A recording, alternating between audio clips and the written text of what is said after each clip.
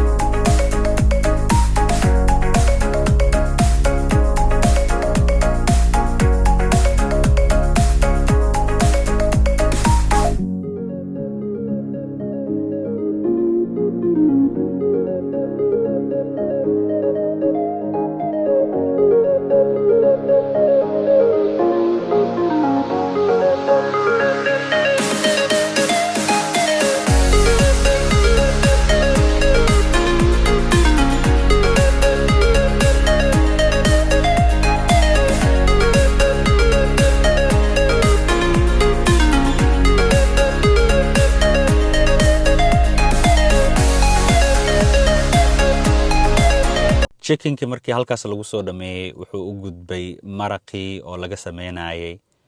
khudaarta. waa maraq khudaar kaliya laga sameeyay ama soup, qof walba siduu u yaqaano. wintera soo galaya alaabahan waxaa waaye leen abay ii noqon doonaan oo mar walba samaysan doona hadduu ilaah yiraahdo. macalinkaana tusaayo khudaartii wixii o dhan oo jarjaranaya, kadibna dabkuu saari doona insha allah.